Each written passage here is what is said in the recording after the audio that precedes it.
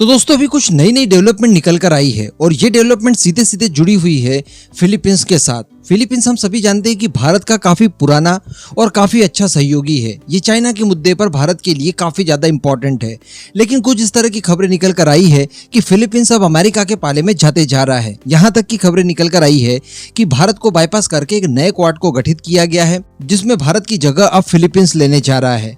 और ये सारा कुछ घटनाक्रम निकल कर आया है शांग्रीला डायलॉग के दौरान, जो कि इस समय सिंगापुर में चल रहा है। और बताया जा रहा है कि यहाँ पर अब भारत की इंपोर्टेंस कम करने की योजना बनाई जा रही है। इसके अलावा मैंने आपको कल ही एक वीडियो बनाकर बताया था कि भारत का तेजस हम लोग फिलीपींस को पुश कर रहे थे और संभवतः भारत और फिलीपींस के बीच में इसको लेकर डील हो सकती थी। लेकिन फिर खबरें निकल कर आई थी शांग्रीला डायलॉग के दौरान से ही कि फिलीपींस और स्वीडन के बीच में एक MOU साइन हुआ है और इसके तहत फिलीपींस एयरफोर्स के लिए साप के Gripen fighter jet Sweden deliver कर सकता है और इनको लेकर संभावित डील काफी जल्द होने की उम्मीदें जताई जा रही है। तो कहने का मतलब भारत का यहाँ पर एक अच्छा खासा मार्केट ठप होते हुए दिखाई दे रहा है। पहले स्वीडन आता है जो कि हमारा मार्केट खराब कर देता है। इसके अलावा अब अमेरिका आ जाता है। अमेरिका फिलीपींस को लेकर नया क्वाड बना लेता है, जिससे भारत की इंपोर्टेंस को कहीं ना कहीं धक्का जरूर लगा है।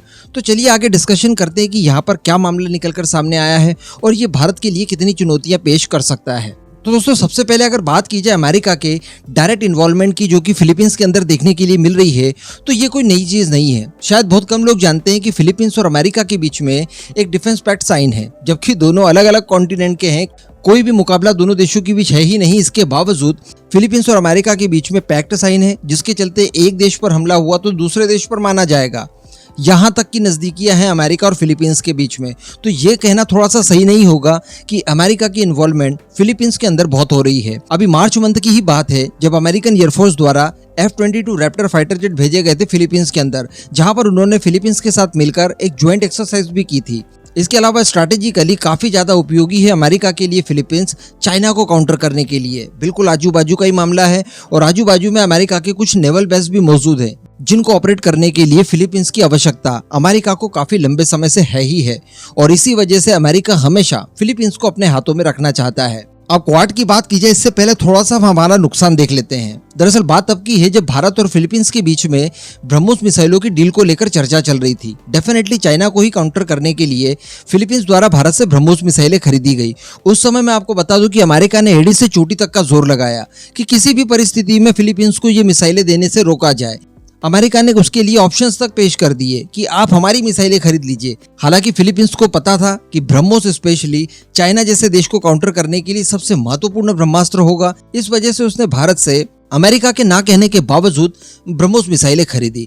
लेकिन अब जो नए क्वाड की बात की जा रही है, जिसमें जापान, ऑस्ट्रेलिया, अमेरिका और फिलीपींस होने जा रहे हैं, ये भारत के लिए थोड़ा सा चिंता का विषय जनरेट जरूर कर सकता है, क्योंकि यहाँ पर बताया जा रहा है कि चारों देशों के बीच में मिलिट्री जैसी चीजों के लिए भी सहयोग बढ़ सकता है। जिससे होगा ये कि बचे हुए 3 देश फिलीपींस को उसकी जरूरत का मिलिट्री हार्डवेयर बड़ी आसानी से मुहैया करवा पाएंगे।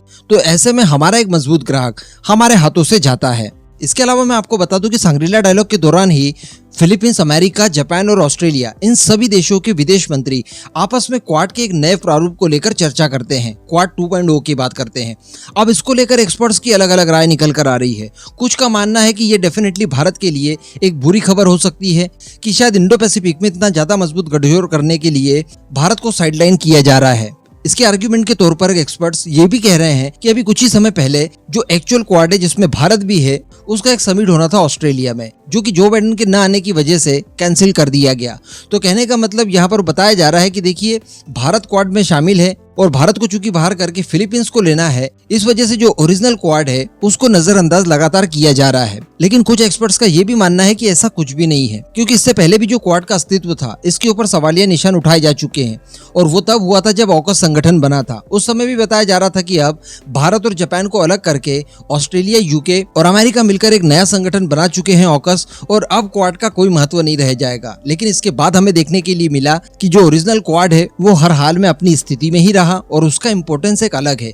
और जब बात आ जाती है भारत की, तो क्वाड की ताकत को भारत की ताकत मिलाकर कई गुना ज्यादा इनहांस कर देता है। और जैसा कि सभी एक्सपर्ट्स इस राय से ताल्लुक रखते हैं कि भारत के बिना चाइना को काउंटर नहीं किया जा सकता, तो उस आधार पर भी अगर देखा जाए तो नया क्वाड अगर डेवलप हो भी जाता है तो ये ओरिजिनल क्वाड के लिए बिल्कुल भी खतरनाक नहीं हो सकता। अलग अलग गठबंधन बनते रहते हैं देशों के बीच में, कोई नई बात नहीं है। इसके अलावा भी अमेरिका के डिफेंस मिनिस्टर जब भारत आए थे, लॉयड ऑस्टिन, उन्होंने कहा था कि इंडो पैसिफिक को लेकर हमारी विचारधारा वही है, एक खुला इंडो पैसिफिक हो, स्वतंत्र रूप से यहाँ पर नेविगेशन रखा जाए। इसके लिए हम लोग आज भी प्रतिबद्ध हैं और इसके लिए क्वाड यानी ओरिजिनल क्वाड को लेकर वो और सारी संभावनाओं को देखते हैं भविष्य में। इसी मौके पर भारत ने भी कहा है कि नए संगठन से हमें किसी तरह की कोई चिंता नहीं है। भारत का मानना है कि दोनों समूहों की प्राथमिकता चाहे अलग अलग हो, लेकिन हम लोग क्वाड का हिस्सा हैं और इसके साथ मिलकर भविष्य में भी काम करते रहेंगे। तो कहने का मतलब एक नया संगठन जरूर बन गया है, जिसमें पुराने 3 सदस्य कॉमन है, एक नया सदस्य ले लिया गया है। तो थोड़ा सा अलग लगता जरूर है सोचने में, लेकिन इसका इम्पैक्ट क्वाड पर पड़ेगा, ओरिजिनल क्वाड पर, ऐसा बिल्कुल भी नहीं माना जा सकता। और जैसा कि मैंने आपको वीडियो की शुरुआत में ही बताया कि फिलीपींस कोई नया देश नहीं है अमेरिका के लिए, उसके काफी पुराने संबंध हैं, भारत से भी ज्यादा समय पुराने और काफी ज्यादा अच्छे। तो कोई बहुत बड़ी बात नहीं है और कोई नई बात नहीं है कि फिलीपींस को अपने साथ लेकर एक नया संगठन उन्होंने फॉर्म किया है। लेकिन हमें डिफेंस एक्सपोर्ट को लेकर जो हम लोग फिलीपींस को करते हैं या इन फ्यूचर जो प्लानिंग कर रहे थे, उसमें नुकसान होते हुए जरूर दिखाई देगा। इस पूरे मुद्दे पर अब आपका जो भी मानना हो नीचे कमेंट करके जरूर बताइएगा।